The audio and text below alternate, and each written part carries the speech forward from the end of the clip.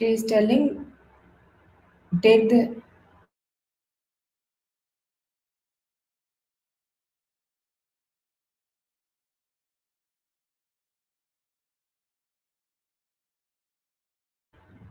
Ma link this is what I told you. Link open like old December.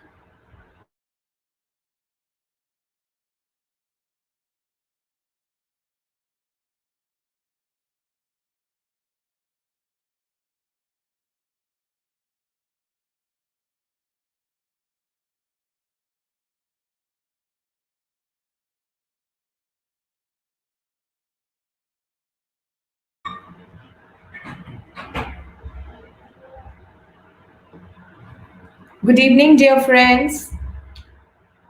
Namaste, and a very warm welcome to this Sunday session on our topic for the day, humility.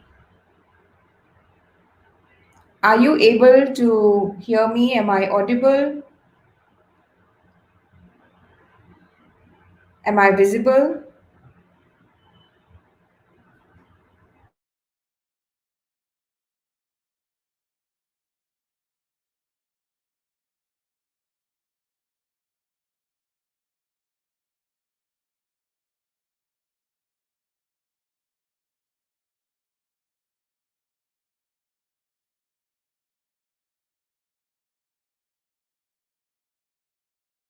Continue. Continue. Okay.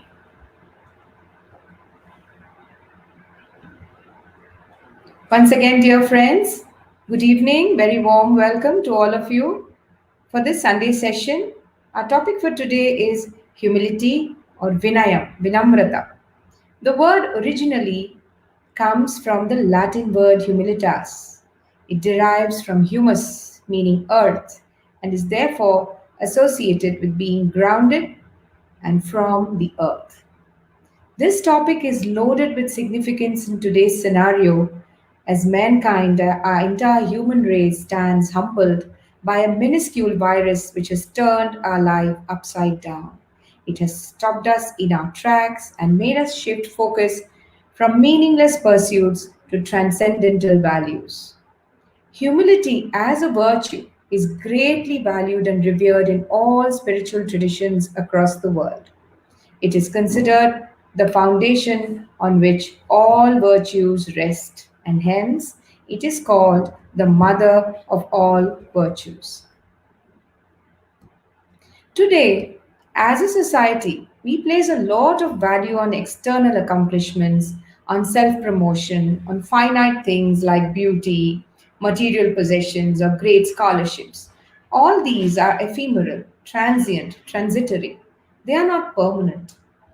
What is our common human tendency? It is to take credit for all the success in life and then blame others or blame fate or destiny for our misfortunes. This is what we normally do, isn't it? In our human life, whenever we achieve something, immediately pride and vanity take over. We congratulate ourselves, we extol ourselves, and then want others to recognize us all the time. There is this tremendous need within us to be recognized, appreciated, to be praised beyond all limit. Now, let us think of the example of a tree. When a tree is in full bloom, when it is laden with ripe fruits which it has to offer to us, what does it do? When it has something to offer to the world, the tree bows down. If we can become one with the consciousness of a tree, we will feel that the more we have to offer to this world, the more humility we will have. I will now share with you a small presentation in which I have put together a few quotes from great people across the world, and we will reflect on these words and let these words sink in before we go ahead with today's topic.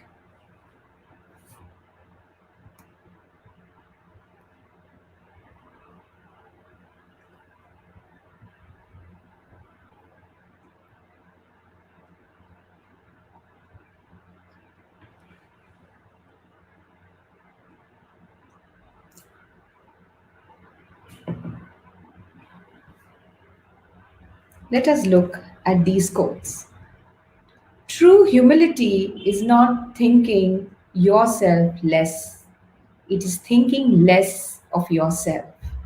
True humility is not thinking yourself less, it is thinking less of yourself. Let these words sink into our very being. Let us reflect upon each of these quotations for a few seconds. A great man is always willing to be little. A great man is always willing to be little. Helen Keller, I long to accomplish a great and noble tasks, but it is my chief duty to accomplish humble tasks as though they were great and noble. I long to accomplish great and noble tasks, but it is my chief duty to accomplish humble tasks as though they were great and noble. The world is moved along not only by the mighty shoves of its heroes, but also by the aggregate of the tiny pushes of each honest worker. The next one,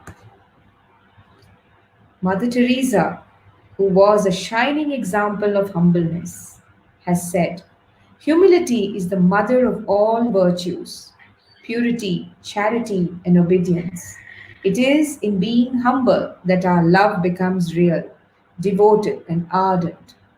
If you are humble, nothing will touch you, neither praise nor disgrace, because you know what you are.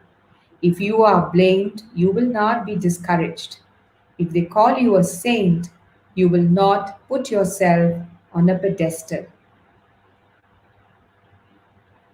Master Lao Tzu has said, I have three precious things which I hold fast and prize. The first is gentleness, the second is frugality, the third is humility, which keeps me from putting myself before others. Be gentle, and you can be bold. Be frugal, and you can be liberal.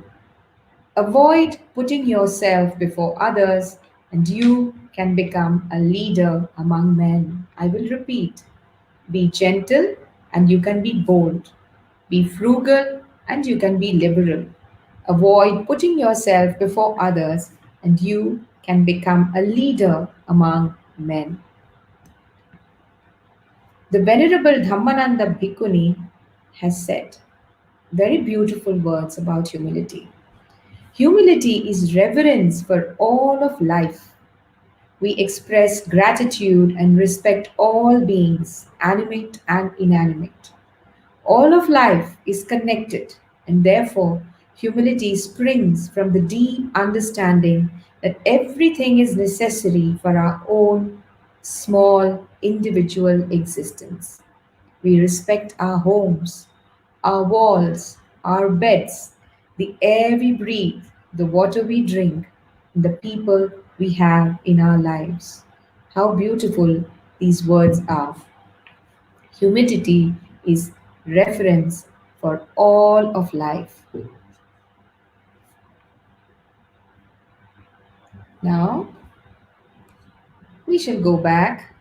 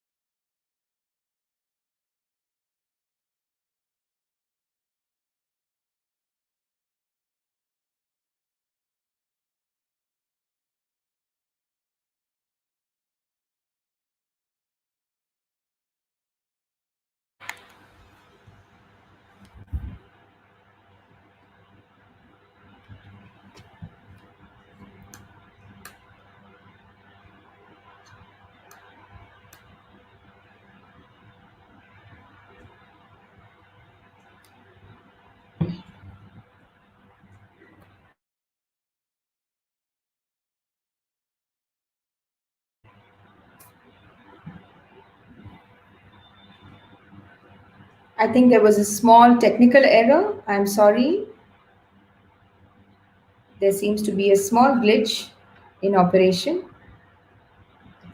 Going back, humility, if we have reflected on all those beautiful quotations that we have read just now, what can it sum up if we are going to talk about humility as a virtue? If you're going to talk about humility as a quality?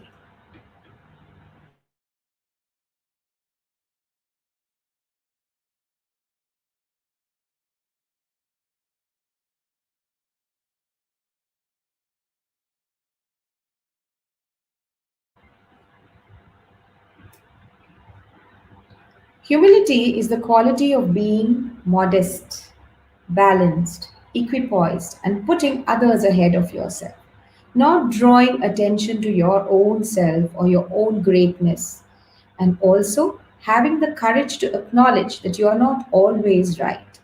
This is also one of the toughest qualities to practice. Why so? Why is it one of the most difficult to practice? We all know that it is right to be humble. We all know that it is a most desirable quality that we should have, isn't it? What is the opposite of humility? The opposite of humility we all know. A single word, pride or conceit. What does pride come from? Where does it come from? It stems from a very distorted perception of your own self. Pride, arrogance, vanity, these seem to have become the accepted norm in our times as we see a kind of chronic preoccupation with the self. We are so self absorbed in society today. An attitude of self importance and self exaltation. And this leads to an attitude of contempt or complete indifference and apathy towards others, their needs. We are reminded of a story here, a very famous story. In the Mahabharata, once the battle of Kurukshetra is decided on the eve of the battle, both Duryodhana and Arjuna, they go to Krishna and he is sleeping. Duryodhana, full of pride, full of arrogance, he stands beside Krishna's head. He takes position behind Krishna's head near his pillow. Arjuna, all humility, sat at Krishna's feet and they both waited. They waited for Krishna to wake up. And when Krishna awoke, his eyes fell on Arjuna. Arjuna folded his hands and said, Krishna, the battle is now inevitable and I need you. Duryodhana said, I came here before Arjuna. You have to fulfill my desire first. And Krishna said, it was Arjuna upon whom my eyes fell first, and he will be given the first chance, and the rest is history. Humbleness comes when people are secure and centered. Pride comes from the space of insecurity and a need for attention. Now we can ask this question: does pride affect only the rich, the powerful, the famous, or the successful? Not necessarily. It takes many forms and shapes and affects each one of us to some degree. If we can reflect a little bit here, how many of us have given in to the temptation to show off, to bask in our achievements much more than what is really necessary? Many of us think that we are very humble, and we even firmly believe so. But a little introspection will guide us to whether we are truly humble or not. Here I am reminded of a story which I had read quite some time ago, and I went back to it when we were talking about this topic of humility. There was once a king, a good king. He went to a temple to pray in the very early hours of the morning. There was nobody around at that time. So he knelt before the deity of God and he said, God, I am just nobody in front of you. I am just a tiny speck of dust at your feet. When he uttered these words and stopped, he heard someone else praying fairly loudly nearby, repeating similar words: God, I am nobody in front of you. Now the king did not like it. He looked around, asking, Who on earth has the courage to repeat what I said to God? And he went around looking, and he found that it was a beggar.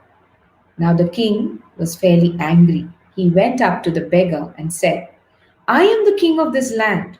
When I say I am nobody, no one has the right to repeat it, especially you, when after all you are a beggar. Just think of what just happened in this story. Was the king truly humble? Was he really behaving as if he was a nobody? He was claiming that in front of his God. Now, his supposed humbleness in front of God was just a mask, wasn't it? We have to be very conscious of this mask we may be donning all the time.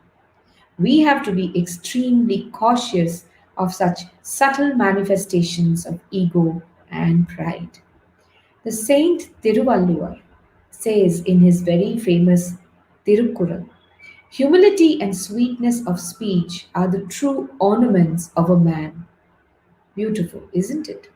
If we have to adorn ourselves with anything, let us not look to adorning ourselves only with our achievements or our material uh, goals that we have achieved or our material belongings.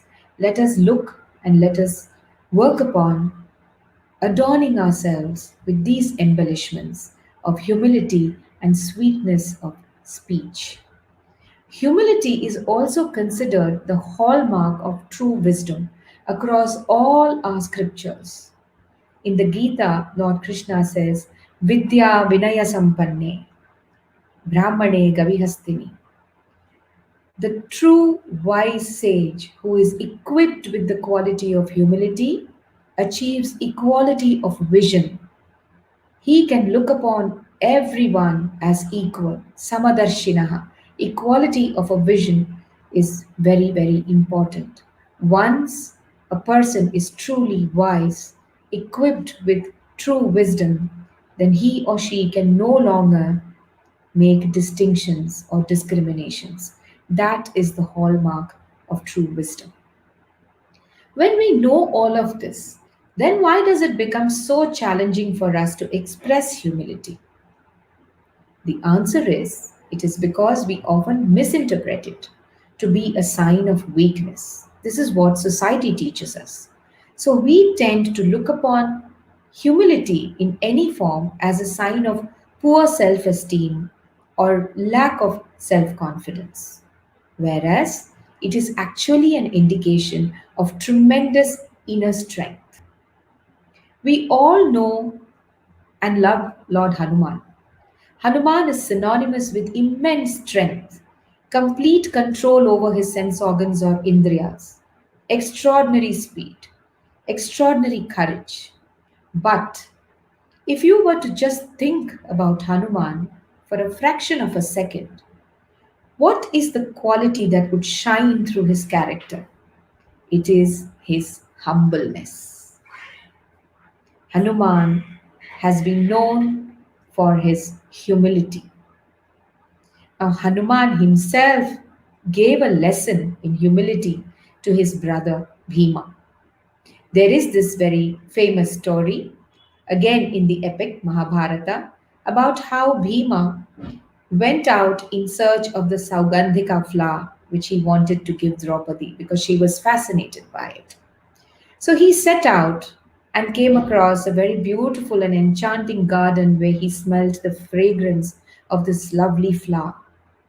So he was very happy to have found the source of these flowers.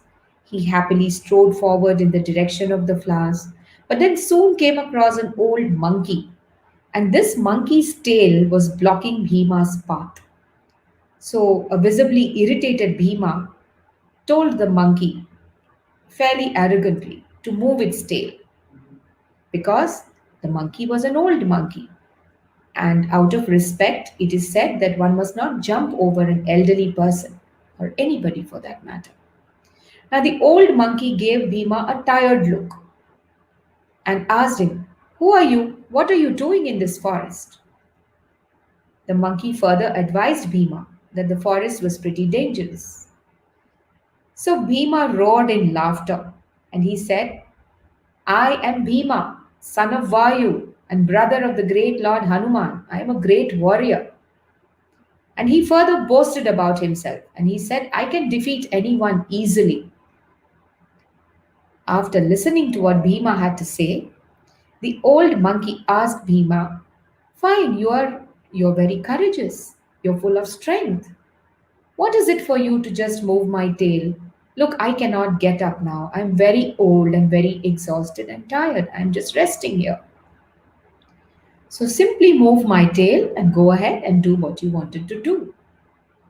So, in full confidence, Bhima haughtily tried to move the tail, first with his mace, his gada, but he found that he could not move it even by a single inch. He kept trying and trying and trying, and finally he was exhausted. The tail simply wouldn't move. Now, a tired Bhima asked the old monkey, please reveal yourself, sir, because deep inside, his inner wisdom had already told him that this was not an ordinary monkey that he was dealing with. The moment Bhima knelt before the old monkey and asked him to reveal his true self, Lord Hanuman became Pratyaksha, and immediately Bhima fell at his feet and begged for forgiveness. It was then that Lord Hanuman blessed and embraced Bhima and promised him that his flag would fly on top of Arjuna's chariot. So, this was a lesson in humility which Bhima was given by his own brother Hanuman. Now, let us reflect on why humility is considered so good and desirable. What happens when we interact with a humble person? Think about it. When you are interacting with someone who's truly humble, something happens inside you. You relax. You let go of all stress and tension that you have built up. Your interaction with that person becomes very harmonious and joyful, even because when somebody is radiating humility, then that vibe, that vibration is very different. In front of such a person, you can immediately let go of all the masks that you're wearing. You can be yourself. Now, why does that happen? This happens because when you are with a person who is genuinely humble, you know that you are being fully accepted for who you are. And this is a precious gift. As humble people, we can offer this gift to others. In the presence of a humble and genuine person, we can safely allow all the protective walls and barriers that we have built around us to come down. Have you experienced this in life? Have you come across such people who make you feel so comfortable and so truly happy that you do not feel any necessity for all those barriers and the fear and anxiety of interaction? This is indeed a gift. Truly humble people are able to offer this gift to others because they are self aware. They see and they accept their own strengths and limitations without any defensiveness or without any judgment. And this is the core dimension of humbleness. Humble people have compassion for all of humanity. Humility, as we discussed in the very beginning, emerges from being grounded, from grounding your worth to your intrinsic value as a human being, to your intrinsic value as having come from a divine source, rather than attaching your worth to all external things, such as your salary or your material belongings and possessions, or beauty or physique, or as in today's times, position on the corporate ladder, your designation, the number of followers you have on Instagram, and the number of friends you have on Facebook. Aren't these the things we are using as yardsticks today? Now, humility is very, very different from all of this because humility is directly connected to being grounded, to being here on earth. Humble people, what do? How are they grounded? How do they ground themselves? They place a high value on more meaningful things that benefit not just others, but also themselves. And most importantly, they focus on the highest good for all. This is very, very important. Wherever you are, whatever be your station in life, whatever be the nature of work that you do, it is very important to always focus on the highest good. This is cosmic law. Humble people understand that none of us is really perfect. We can continue to work on our limitations. We can be open to new ideas. We can take advice. We can take criticism without making any dent in our self esteem or self worth. There is a lot of misconception about humility. People say humility is synonymous with low self worth. Nothing can be uh, far from the truth. Gandhiji said, I claim to be a simple individual. I am liable to err like any other fellow being. However, I own that I have humility enough to confess my errors and to retrace my steps. This is the beauty of humility. History is witness to what great men like Gandhiji, Nelson Mandela, Martin Luther King have accomplished with non-violence and humility. Our Bhagavad Gita highlights the key qualities or virtues which are signs of true knowledge and awakened wisdom. What are the foremost among these? Amanitva, humility; adambhitva, modesty; anahankara, absence of ego; ahimsa, non-violence; kshanti, tolerance and compassion; and arjava, simplicity and absence of pretense and hypocrisy. Can you see the link between all these qualities? One exists because the others exists. Humility, very importantly, requires the quieting down or taming of the ego. When we control our ego, we become less likely to act in an aggressive manner, to manipulate others, to resort to dishonesty, or to lie. Instead, what do? We take responsibility for our actions. We correct our mistakes. We listen to others patiently. And we keep our abilities in humble perspective. That is very important. Now, the benefits of humility are truly immense, really, because this beautiful virtue is good for our individual well being and for our relationships. Humble people, they can handle stress very effectively and they report higher levels of physical well being and mental well being. Why does this happen? Because they are able to operate from a true sense of self worth. There is no mask, there is no pretense, and therefore there is no stress. They are able to show greater generosity, helpfulness, and true gratitude. And all of this ensures happy and healthy relationships also. The way we think or the way we have been conditioned to think is humble people lack self worth or self esteem. That is not true. They just know and accept that they are not more important than others, but they also know that they are not less important than others or inferior to others in any way. One of the reasons why we put humility on the back burner these days is because we are often made to feel, right from our childhood, that we always have to take care of ourselves, nobody else will do it for us. The whole education system, the workplace scenario, all of this works only towards promoting self interest, and more self interest.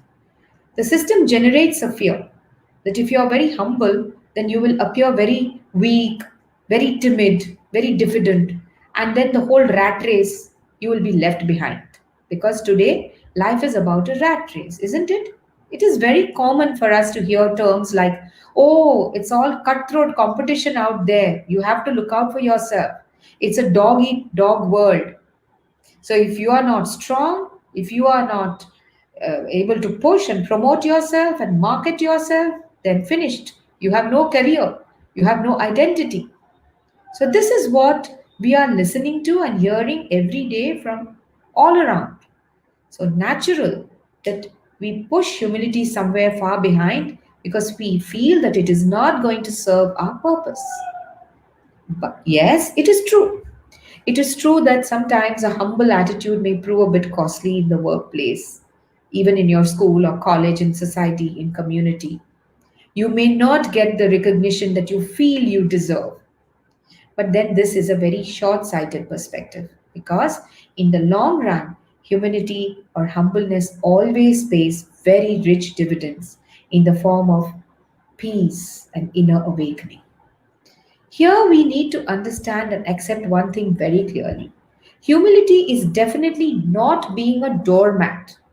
It is not allowing people to walk all over you or to trample you. It is a deep understanding that every human is equally valuable, a recognition that you're worth no more or no less than anyone else. Humble people are not necessarily submissive or weak. On the other hand, they are assertive. You see, there are three aspects: one is aggressive, one is assertive, and the other is submissive. In your interactions, you can be any of these three. So, which would you prefer? You know what aggressive is. We also know what passive or submissive is. What is the right path? The right path is being assertive. Assertive people, though they are humble, and because they are humble, they can handle situations very calmly. They do not need to resort to any kind of aggression. They are able to handle situations beautifully because assertiveness is a quality that recognizes that everyone has an equal right to be heard. You do not need to put down others, you do not need to shout down others. And assertiveness also recognizes that we have to enable everyone to put their point across. So it is a perspective of fairness, of justice, and also firmness. So, where is weakness here? There is no weakness. Therefore, we can safely say that humility is absolutely essential for developing assertiveness. It is very, very important.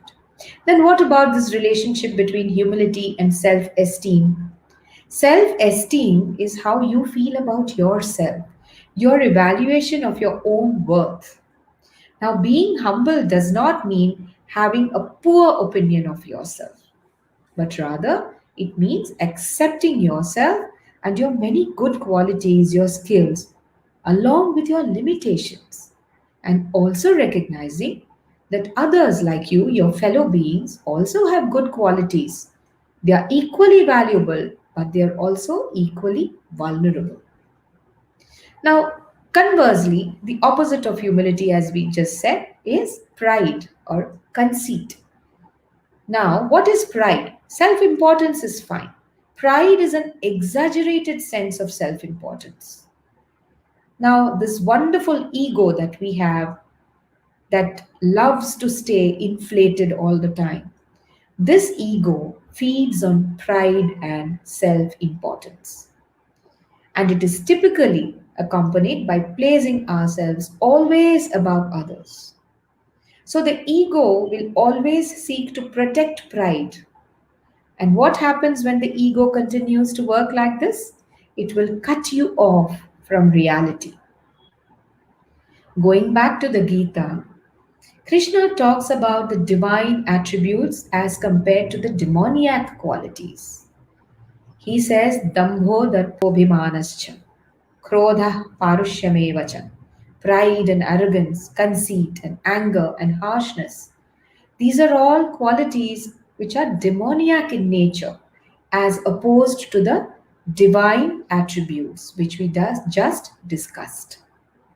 What are the divine attributes? Humility, patience, compassion. Ravana is an example, isn't it? What is it that he did not have? He had everything. He was extraordinarily courageous, greatly skilled, A great devotee of Shiva, he had everything. But what proved to be his undoing finally, apart from lust, there was also his immense pride and conceit. He thought that nobody could defeat him and he could get away with all that he had done. And that proved to be his undoing. Today, I'm sure we all agree that we live in an I, me, myself world. My likes, my dislikes, my comfort, my goals, my story, my everything. So, this is a self fixated world. If we think about it, isn't this the cause of much of the misery that we have brought upon ourselves? And then we keep crying because we are in pain and we are in agony and we do not know how to come out of this vicious cycle. How can we think of nurturing relationships in this atmosphere of self centeredness? Is it even possible? Where does humbleness play a role here? Humbleness assumes great importance in relationships, especially in close family circles, because the closer the relationship, the greater the chances for conflict and for hurt. That is very important for us to understand. Therefore, it is very important to know that a good, strong relationship involves sacrificing self gratification and self importance to your partner's needs or the needs of your family members or even in the workplace. But most people, unfortunately, find it the toughest thing to do. Most of the times, we are so concerned and obsessed with winning arguments, proving ourselves to be always right, to make a point that we refuse to genuinely listen to others. And therefore, we fail to empathize. We refuse to let the little things evaporate so that harmony and peace can replace negativity. We have become so used to this negativity that we do not even realize that our ego is standing in the way. We have become one with our egos and we do not understand that. But on the other hand, humility creates a capacity, in fact, an immense capacity for forgiveness and for accommodation. Because humble people, they do something very, very important. They are able to see the big picture. So, can we really develop humility? Or is it inherent and inborn? Can we go about developing it, working on it? Of course, we can. Now, for many of us, humility is one of the hardest traits to develop. Why? Because it has to start from a recognition that you're not always right and you may not have all the answers in life. If you were to reflect at this point, pause a bit and think about it. Put yourself there and see. Do you have a problem in this area? Do you find it difficult to accept that I may not be always right? That there are things which I have to learn or maybe unlearn and relearn? That I do not have it all within me and that I am willing to go that extra mile? Now, the biggest challenge is to accept this because to stay humble requires some very important work from our end. It requires constant introspection, awareness of our thoughts and attitudes, not just generally, but in every single situation. This is a tough task, but it is not impossible. For example, if you're at the workplace, it is relatively easy to be very humble when you're in a junior position. But what happens when you climb the ladder? The more senior you get, the more likely you are to have people who look up to you. They want answers from you, they want guidance from you. And if you are not capable, then you may suffer from low self worth. If you're not careful, what will happen is you will reach senior positions and you will fall prey to pride and arrogance. That is the trap. That is the danger. It is very important to keep a continuous track of your thoughts, of the track of how your thought processes are working in every situation. This is something you can build.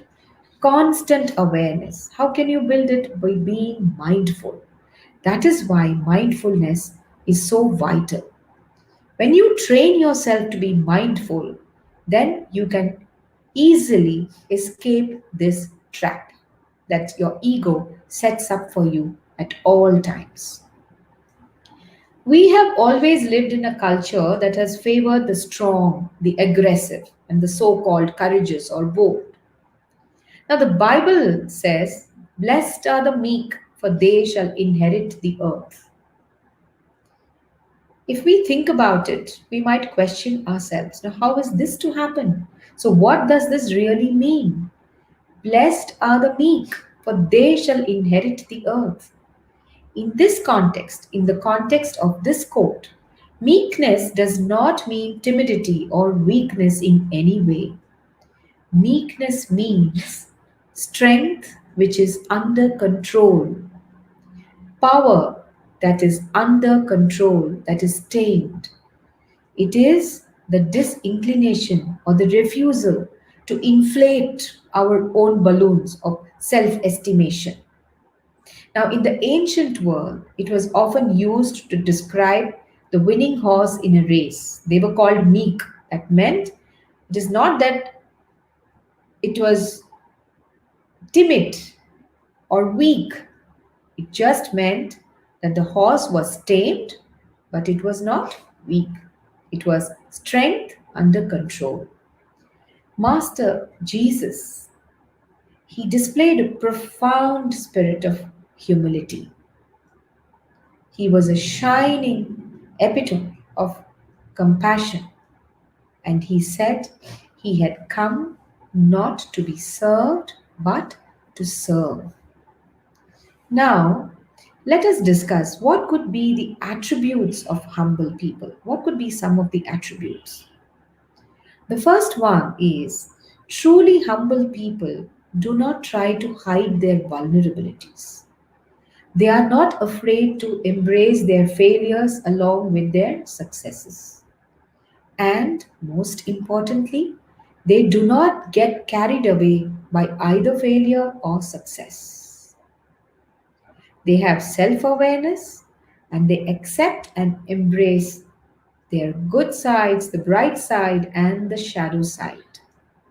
They know the difference between pride and self confidence. Humility and confidence are a very beautiful pair, isn't it? Humility need not mean lack of confidence at all. In fact, humility is synonymous with confidence. It is humility which will bestow the confidence upon you.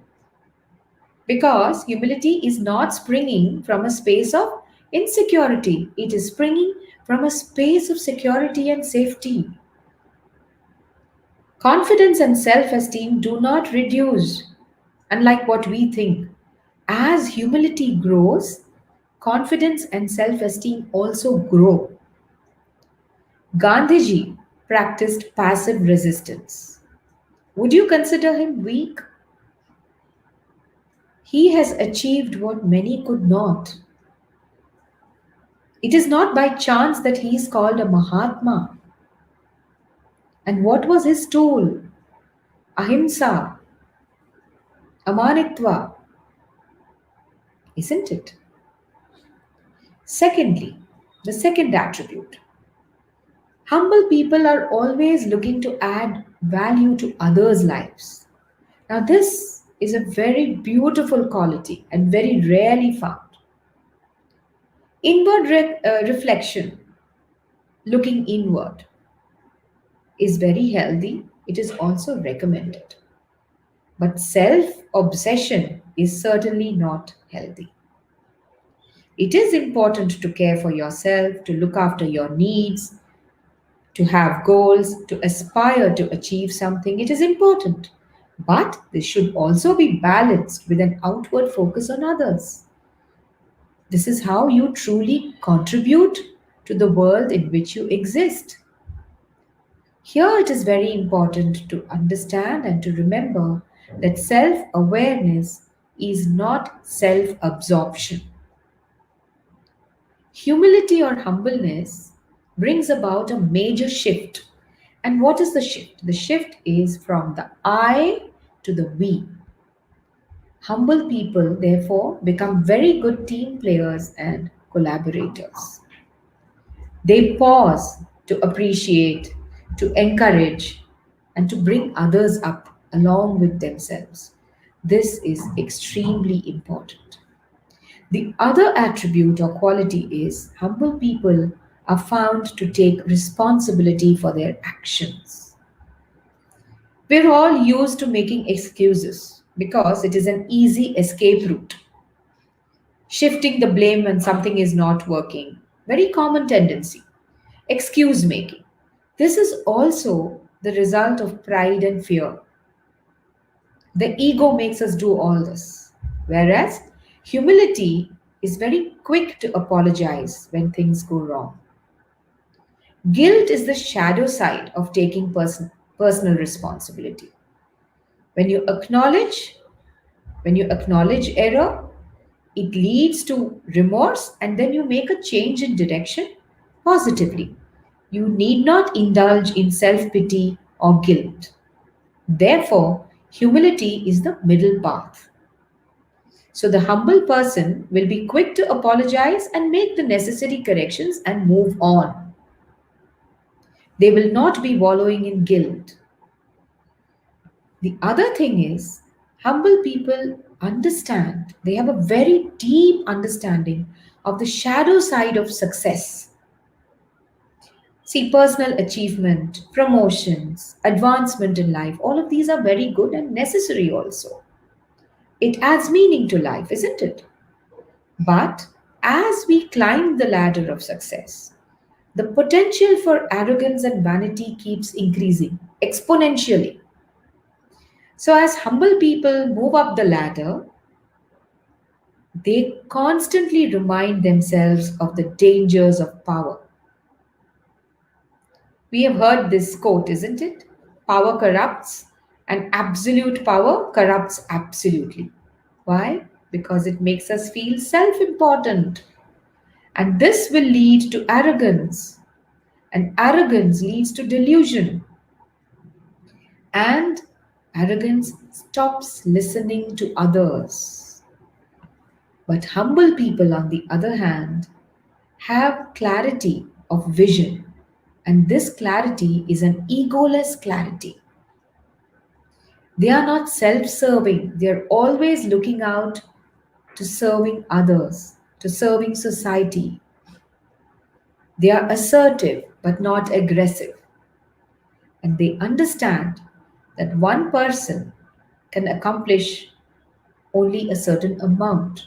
But to accomplish much more, it takes a whole army. And therefore, they look after not just themselves, they look after all those who are around them. And they keep adding value to their own lives and to the lives of others. The other very important attribute, and it is very important to look into this, is people who practice humility, whose second nature is humility, never hesitate to ask for help. This is another thing where the ego plays a very big part. Part of being humble means realizing that you may not be always right and you may not have all the answers. It's fine, no one does. This life is a school. We are here to learn and to grow. So, the whole of life from birth to death is work in progress. Humble people acknowledge this. They know what I know and what I do not know. They are very well aware because this springs from a deep sense of self awareness. They know their strengths, they know their weaknesses, and so they do not hesitate, they do not feel afraid to ask for help when they need help. And this springs from another understanding, the understanding that we are all connected at a very deep level. We are all one. The moment the understanding of oneness is there, then there is no need to fall prey to ego, which becomes a huge stumbling block. Your pride will prevent you from asking for help. Oh, if I ask for help, then someone may look down upon me. I must always appear perfect. I must always appear as if I know everything. I must never appear vulnerable. That is a dangerous place to be in. Now, another very important attribute. Humble people are very grateful for what they have. They practice an attitude of gratitude. We live in a society where the mind is constantly pushing us to crave for more and more instant gratification. I want this, I want that, I want it now. I have something and I want more. Now, when we work from that perspective, what do we miss? We miss the moments to be truly thankful. Let us take a moment here. Let us look back. Do I practice gratitude on a daily basis? Have I made it a part of my life? Not just lip service, not just a thank you which means nothing. Do I really practice it? Because gratitude can operate it can change the cellular structure, your whole psyche. You can see it emanating, that the beauty of gratitude radiating from the people who truly practice it. Now, the I want it now, the I want more of this mindset, it never stops to realize that I have it all, I have enough. So, there are two conversations. The ego says, I want more. And humility says, I am grateful that I have enough. So, the opposite of gratitude is living in a false world. And who has created this false world? Our ego. And the ego is so smart that it will never allow you to even have a peek into reality. It will keep you entrapped in that false world. But humility will help you to transcend that ego. Because humility will help you realize and recognize that we own nothing, we possess nothing. It will help you to give up that sense of proprietorship, mamata, nirmamo nirahankara. All that we have is a gift, and we have to be profoundly grateful for all that has been gifted to us, everything, small thing, big things. Therefore, humility is an attitude of spiritual modesty. It comes from a very deep understanding of the temporariness or the transience of all things. So, it involves something else also. It involves not taking life too seriously, our desires, our successes, or our failures. Taking them too seriously and running behind them and falling into them, into that abyss.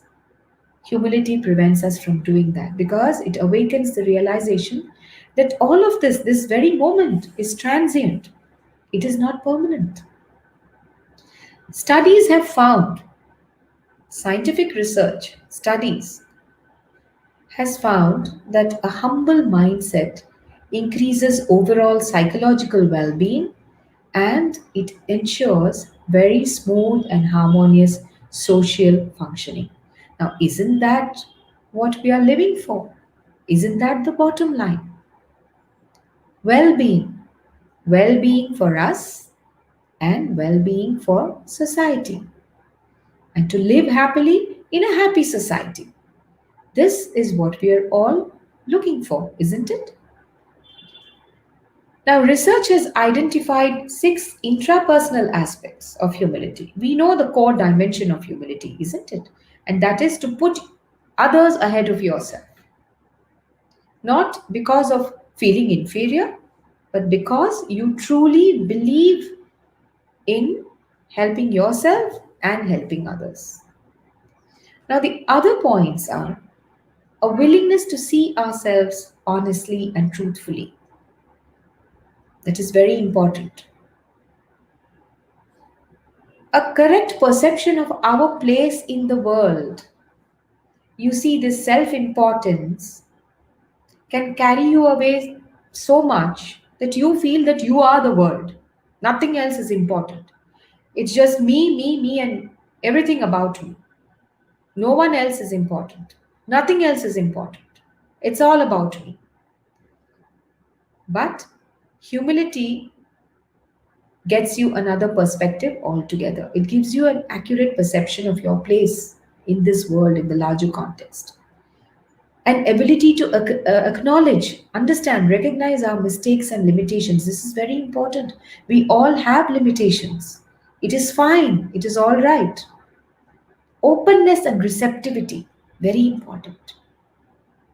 You have to stay open and receptive to learning. Life is about lifelong learning. We have to be lifelong learners. The other thing is lower self focus. Shift the focus from self. Start doing it occasionally till it becomes constant practice. And finally, the appreciation of the value of all things. This is gratitude in another form. Now, why does humility indicate strength of character?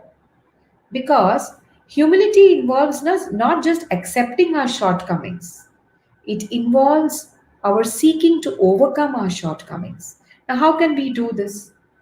We can't do this first if we feel that we have no shortcomings at all or we don't want to show our shortcomings to the world.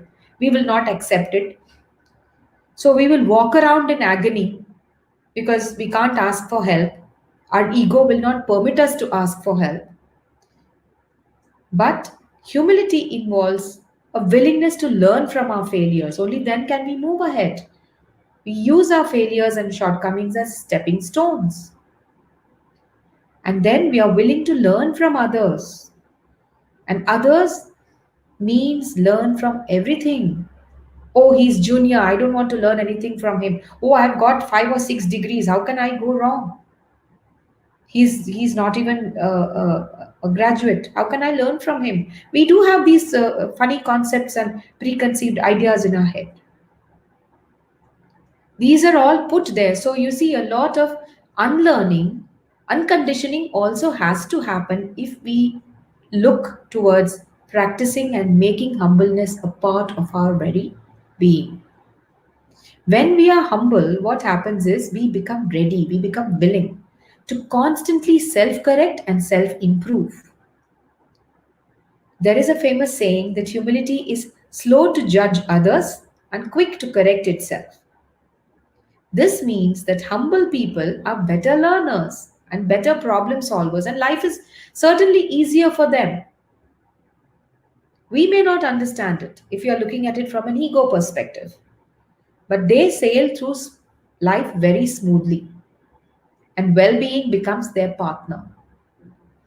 A humble mindset has a lot of positive effects on our thinking skills, on cognition, on our interpersonal skills. Very important. We know no man is an island, no man stands alone. We need people. We are emotional creatures. Man is a creature of emotion. We need decision making skills. We need all these skills to sail through life because life is fraught with challenges. That is why humility is called the mother of all virtues because it binds all virtues, other virtues together. You see, look at humble students. Humble students are always genuinely open to feedback. There may be students who are naturally talented, innate talent. So they think so highly of themselves. And society also, maybe the school system or the university system, the college system also helps. They are put up on a pedestal. Oh, you're brilliant, you're good, you're great. And so the humble student is maybe sidelined or sidetracked. We have seen that humble students who are genuinely open to feedback, they often do much better than naturally talented peers, because these people think too highly of their own abilities and they reject all advice. They feel it's not necessary.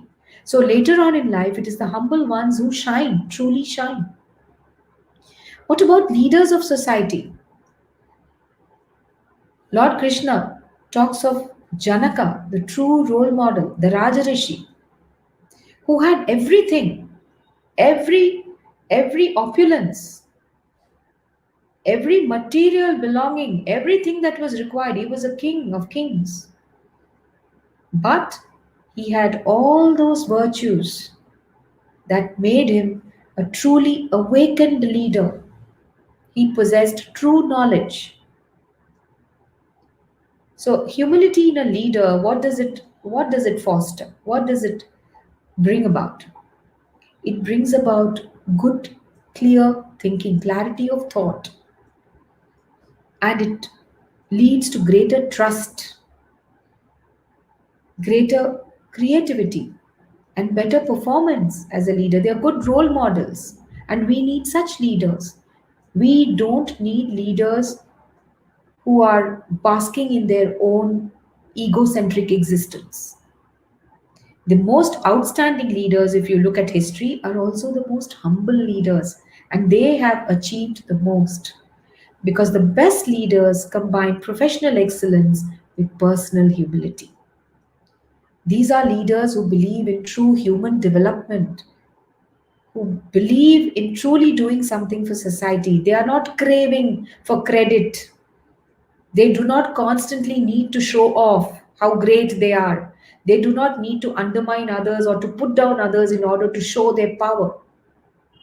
And another very important thing is a humble leader always gives more importance to the institution that he or she serves, not his own self.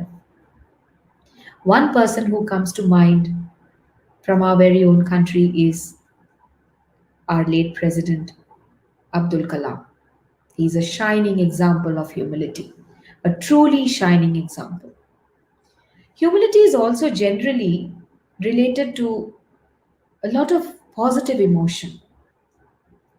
As I said previously, when you interact with a humble person, instantly you relax because humility leads to positivity. It throbs with positivity. And humility also encourages self forgiveness. Humility leads you away from guilt. It helps you to forgive yourself and to move on. That is extremely important. Humility constantly refines us. If we take that step today and say that from this moment, let me make humility uh, one of my goals, a small time that I can devote to reflecting on humility, to reflect on my own behavior, and where I can bring in more humbleness in my life. Where can I truly practice it and make it a part of my being? Then we will find that humility keeps refining us. It will sculpt us. And like the sculptor who's chipping off, humility will chip off all those ego blocks. It will chip and it will refine us. It will make us more beautiful. When we lack humility, that is when we tend to make false assumption about others, and we are constantly doing it. We assume, then we judge others, then we end up feeling superior to others, and we do something else. We start overvaluing ourselves, our own talents, our own skill, our knowledge, because we are constantly comparing, and comparison is inbuilt in our society. We've been compared to others probably in childhood, We compare our children, or we compare our colleagues, we compare ourselves to others. And this leads to a lot of unhappiness. And that is why this refinement is necessary. There are people who hate others because of where they belong to. They hate within the country. You find, that is why there's so much discrimination based on class distinctions, or on caste or creed. And there is racism. Why is all this prevalent in society? This is all prevalent because of the lack of humility. People who hate other cultures, they look upon other races or other people, even people belonging to different cities or countries, as inferior. And this comes because there is a lack of cultural humility. There is no humility, humbleness to accept another. One has to have self acceptance and also complete acceptance of the other. So there is a famous Subhashita in Chanakya Niti, which talks about the branches of a tree. Namanti falino vriksha, namanti gunino janaha, shushka kashthascha morkhascha, na namanti kadachana. The branches of a tree which are heavy, that is laden with fruit, the tree has so much to offer us. They will bend downward to the earth. And virtuous people, people who are stabilized in true knowledge, they too always bow down out of respect for the other. But a dry log of wood will never bend, neither does a fool who does not respect others. We know that in our culture, we respectfully say namaste and we bow with folded hands. Why do we do this? This is a very humbling gesture. What is the essence of this gesture? The essence of this gesture is we are letting go of the importance of the self. We are acknowledging the innate, inherent divinity in the other person. Respect for all beings is also a very core principle in Zen. A venerable Buddhist master says that when we bow, we bring the head below the heart. When a student bows before a teacher or an elder, it is a letting go of the small self and a demonstration of the appreciation and respect that is due to all beings. So, how can we practice humility? What can we do? We need to begin somewhere, isn't it? So, where can we begin? We can begin by developing an acute understanding of our strengths and weaknesses. We must have an accurate understanding. We can list it down if you want. Try writing it down. Write down 5 of your strengths and 5 of what you feel are your weaknesses. Make a list and start working upon it. Self awareness is very, very important. It is a building block. The next thing is we must own our imperfections. It is fine.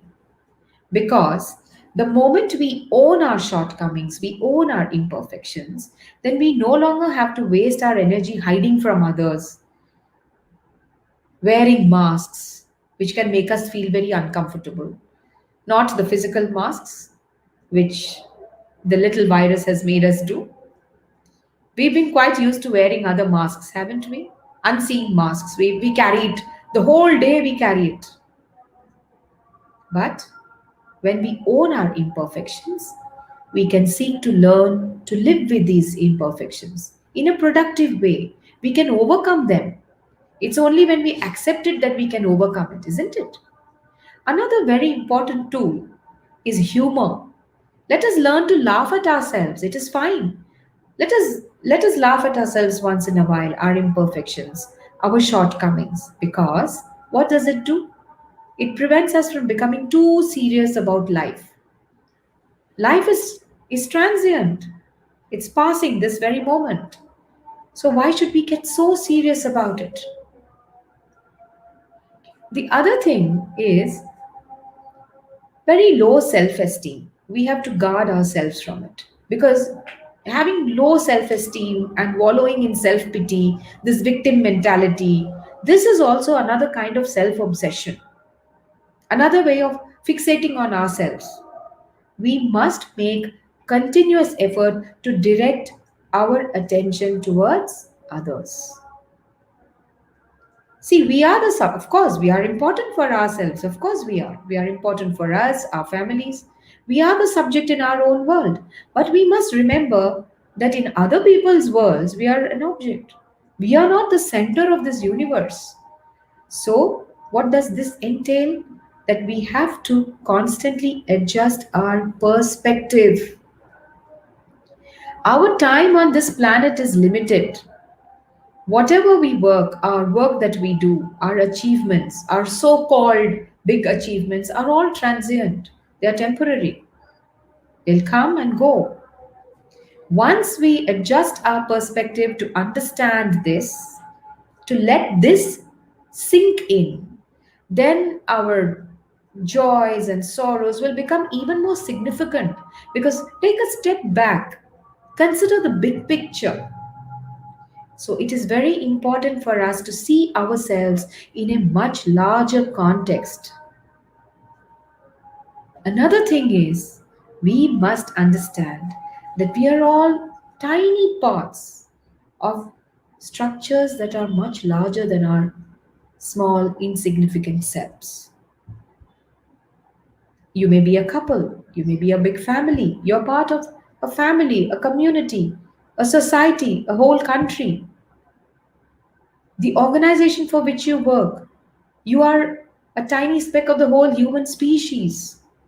Therefore, we must never let go of that vision that I am part of a bigger whole, the many teams of which we are a part. It could be a small team, it could be a small family of three, it could be a household of 20, it could be a society, or it could be a workplace of 700 people, but you are always a part. And every person is unique. Every person has something to offer us. This we need to respect. We need to respect what others do for us, however trivial or insignificant it may be. Let us not take anyone for granted. The person who clears your garbage in the morning, his role is as unique as your guru's role in your life.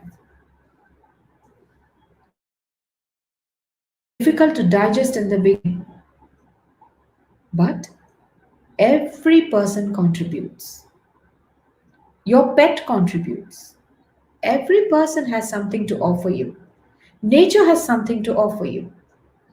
So let us not take anything for granted.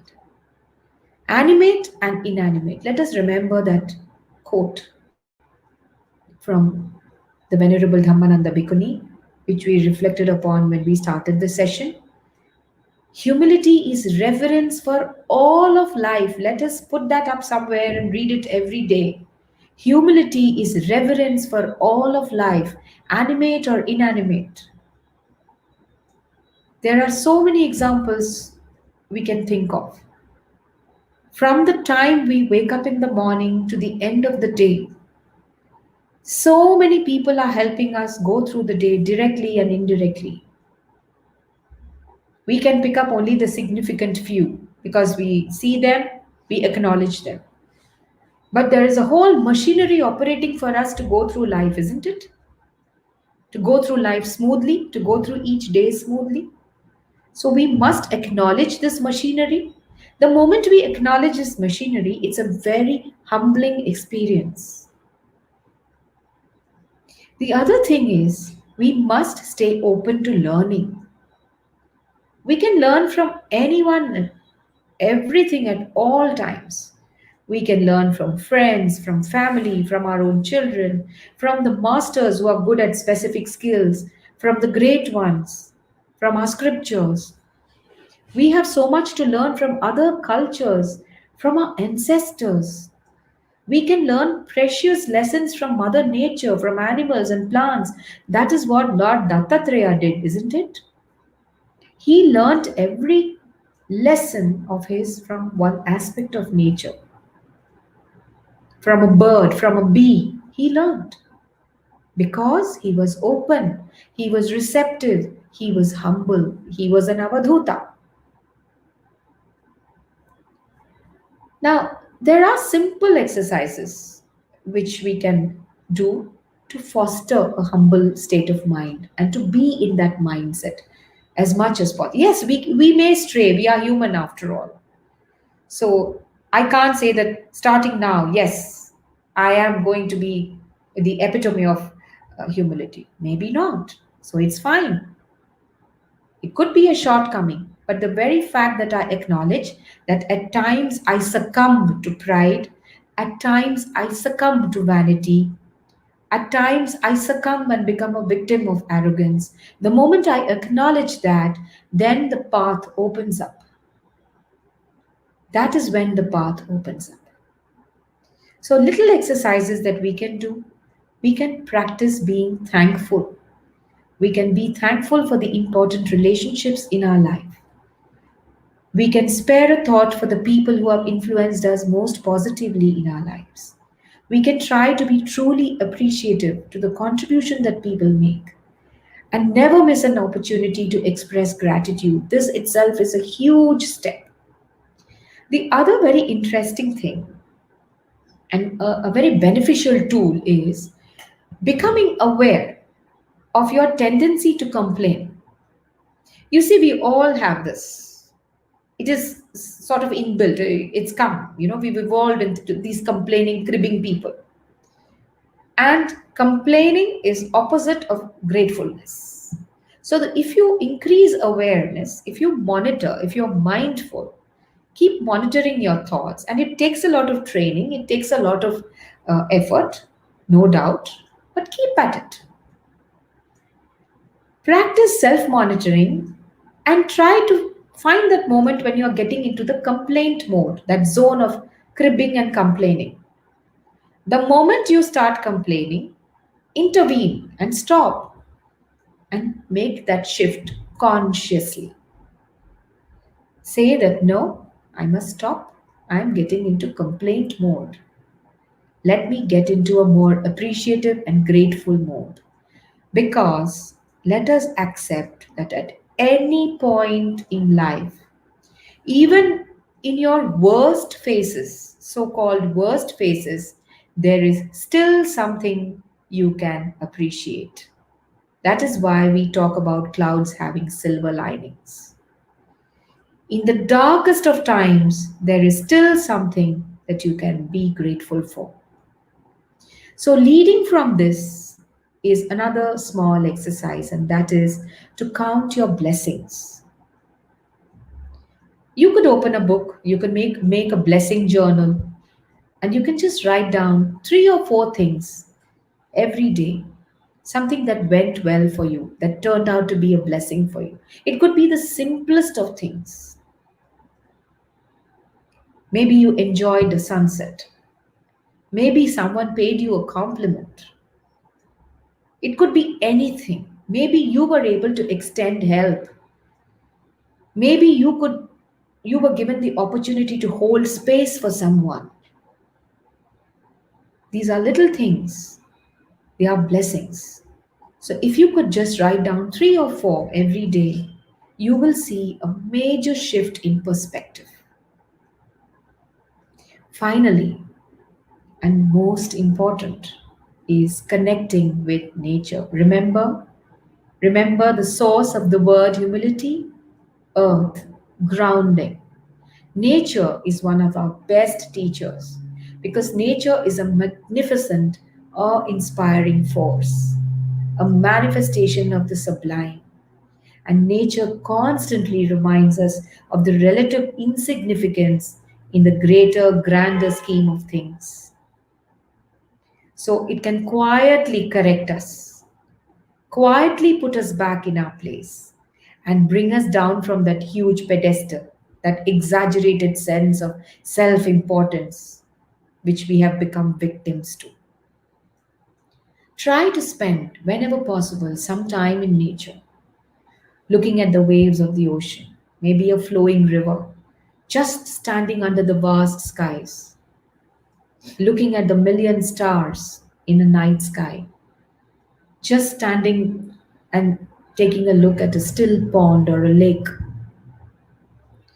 the majesty of the mountains, even feeling the grass beneath your bare feet is a beautiful grounding exercise. Touch the trunk of a huge towering tree, touch it, feel it, spend some time. The sheer power of the elements, the wind, the air, water, all of this can make you feel truly humbled. Believe me, just spending some time with nature can create that immense shift, and it can be a life changing experience if you are aware enough.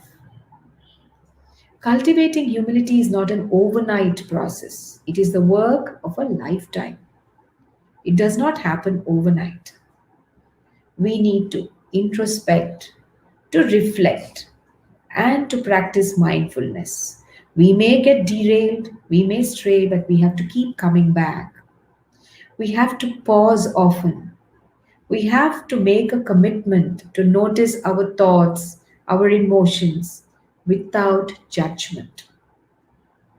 And this requires us to make conscious, deliberate choices in our daily life. I will repeat, it requires us to make conscious, deliberate choices in our daily life, which ground us and which anchor us to humility. Humility is an anchor, it will keep us anchored. It will allow us not to get carried away either by the passions or by our own ego. It will allow us to quieten the ego and to transcend those barriers which the ego has imposed upon us. And it will lead us to true awakening. When we constantly work upon ourselves, when we make that commitment to ourselves, then we will make the shift from being preoccupied with ourselves to being interested in others, serving others, helping others, and adding value to others. So, a reorientation will happen. What is this reorientation? From self centeredness to other centeredness. This is very important.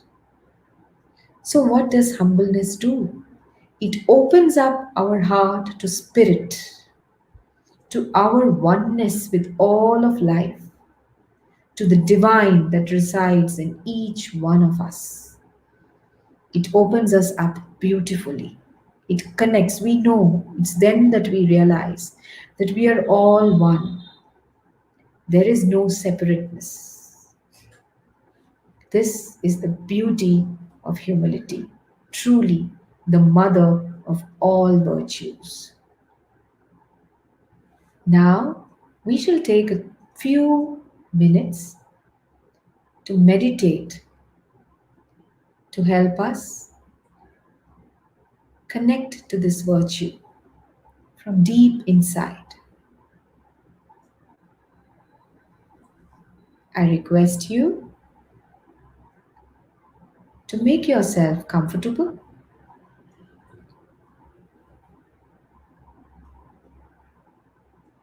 Keep your spine erect.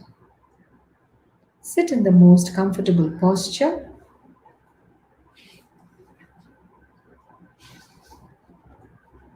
Gently bring your awareness to your breath, to the in breath and the out breath.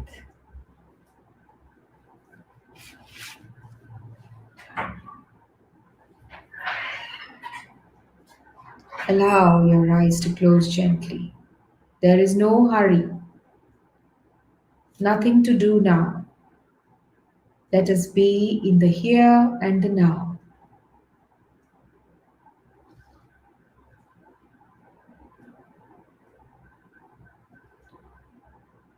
Take slow, deep breaths, being in the present moment and slowly tune yourself to the process of feeling peaceful and centered.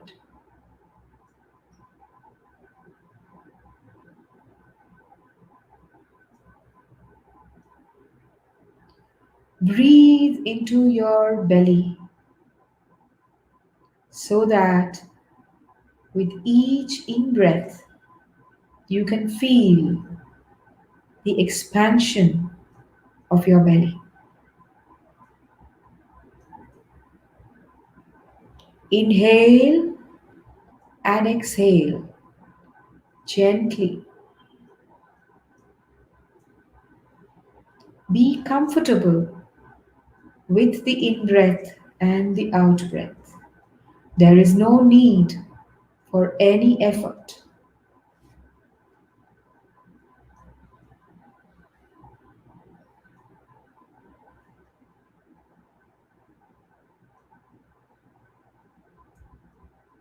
Let any thought that is coming come and go like a wave. Let it rise and fall. Bring your awareness back to the breath every time you find yourself following a thought. Give yourself time to settle into feeling peaceful and relaxed. With each breath that you take, feel yourself relaxing more and more. Now, observe your body. Observe any areas where there is tightness or tension in the form of a knot, in the form of some constriction.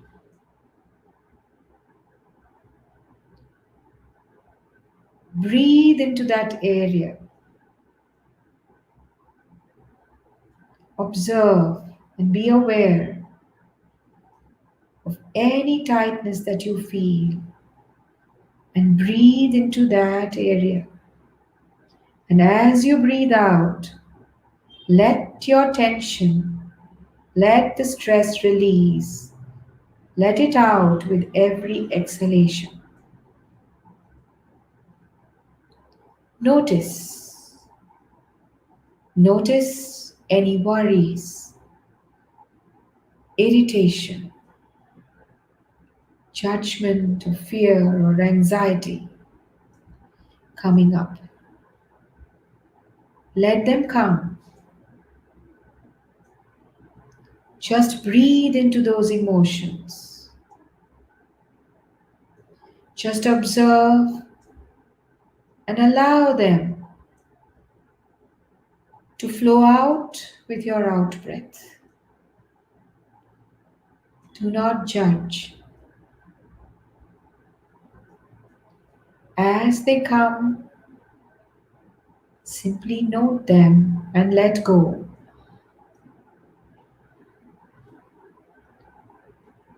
Now,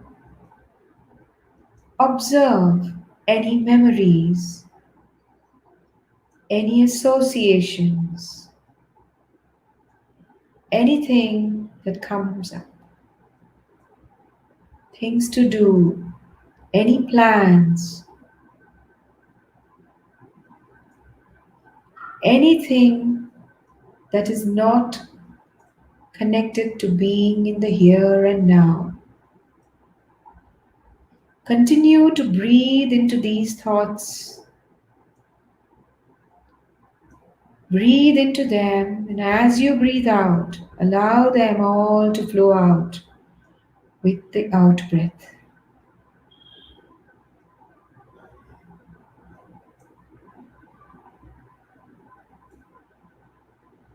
As you do this, you will feel a calm tranquility descending upon you. Remain in this space, the space of the here and the now, untouched by externals.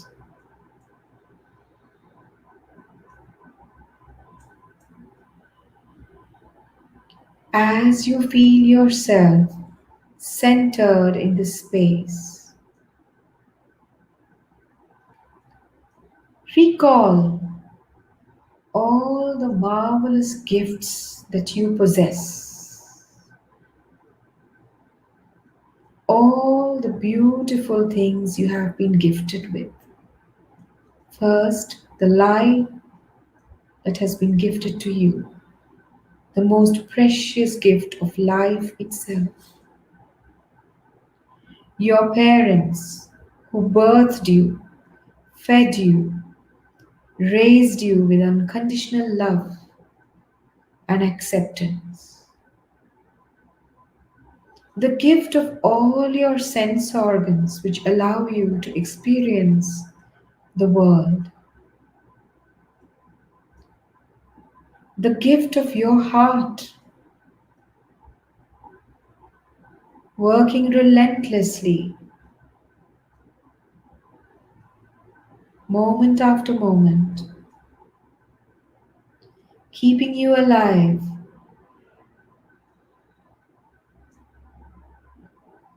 The gift of your home, the shelter and the comfort that it provides, the air you breathe, the water that flows through your taps. Allow yourself to feel each one of these with a deep sense of thankfulness.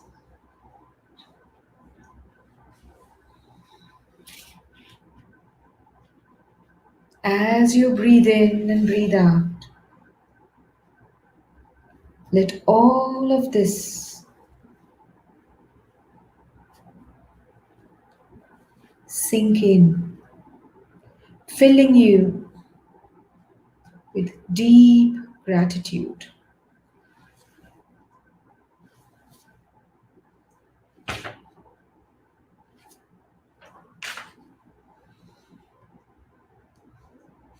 Continue to breathe in and breathe out. And now, think about all those things which you enjoy today, which were not available to your parents, your grandparents, or your ancestors. All the things, the facilities that you have today.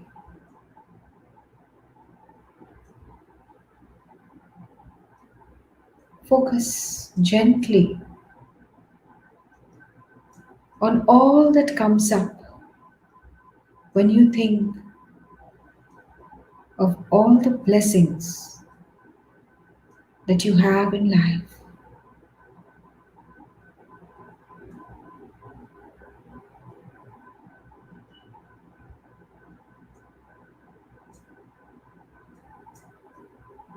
You may have air conditioning, mobile phones, the ability to communicate with people at the other end of the world. You have the internet. You have vehicles to travel in. You have access to various machines that can complete your work in no time.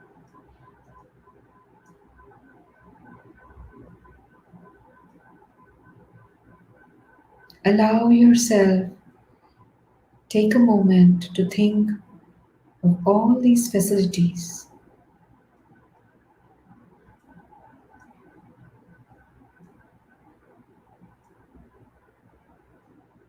From here, move on Move on to reflect on all the people who are out there working in some way or the other to make your life easier, better, more comfortable, and more pleasant. Some farmer who is planting and growing and harvesting the food that you eat.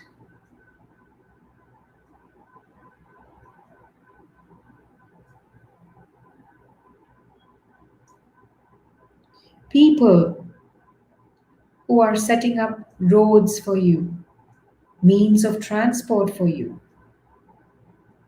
People who are building roads, people who are constructing homes, the drivers, all the workers who in a million ways make your life comfortable. The storekeepers. Take your time. Think of yourself walking into a supermarket and just picking up items which you want. Think of all the work that has gone in, the packaging, the storing, the maintenance, which makes it so easy for you to pick up what you need. Think of all the delivery people. Think of all the people who are working round the clock to maintain communication systems, to write programs, to connect you via the internet. Think of the millions and trillions of wires. Think of the trillions of computers that are there today across the world, which allow you this amazing convenience. Think of people who bring news to you daily. Think of people who are working to maintain law and order. Think of the people who are making life in society livable. There are thousands of them out there. There are a few you know, but there are thousands you don't know, and whose paths you may never cross. And yet, they have a most important role to play in your life. Think of all those people who create music, who make movies, who play sports, who write poetry or literature, who make stuff that entertains you and lifts your spirits. All of these people are contributors to your existence and well-being. Now, shift your focus gently to the people you know who enrich your life in so many ways. Your nearest and dearest, your family, your close friends and acquaintances, your colleagues, your peers, who give you courage, who cheer you, who pray for you, who are with you in times of joy and in times of distress, who support you when you need a shoulder, the people who hold space for you. Think of all your ancestors who have worked hard so that you could live your life well.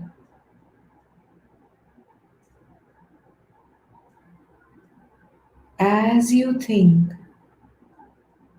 feel the gentle glow of gratitude filling up every cell of your being.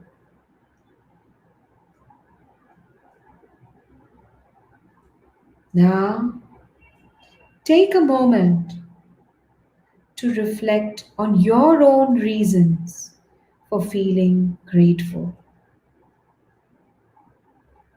A few reasons which may come up right now spontaneously, reasons for feeling grateful and joyful in life.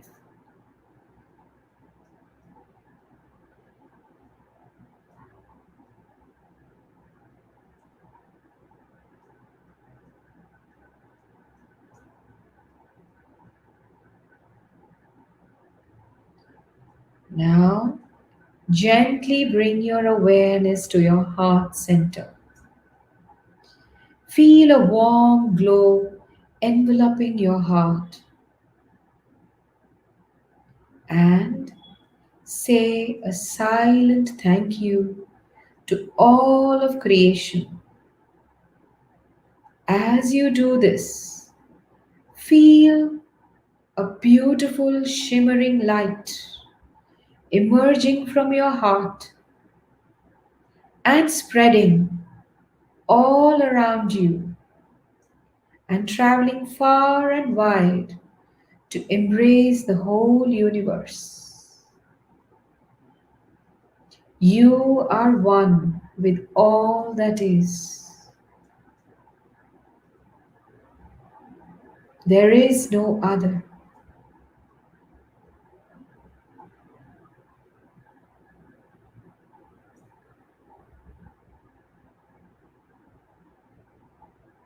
Allow this light to fill you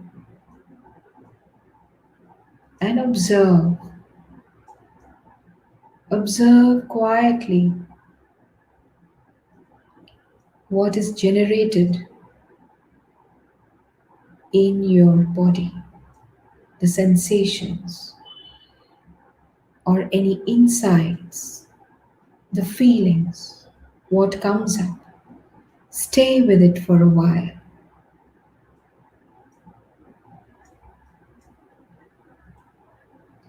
Allow yourself to be absorbed in this glow of oneness, the glow of gratitude that bestows humility.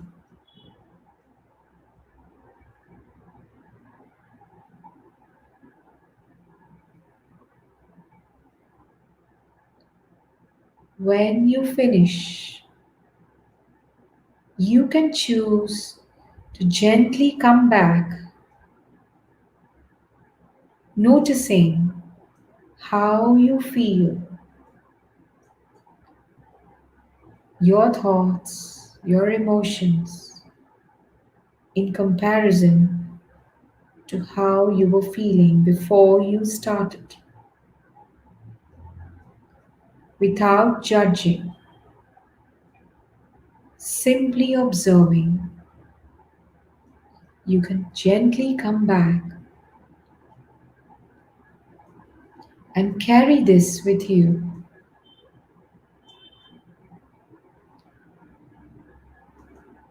to reflect and to contemplate. You can do this exercise as and when you feel like. Take a few minutes in a day to connect with oneness. This is the key to staying in touch with humility, to staying anchored to humility.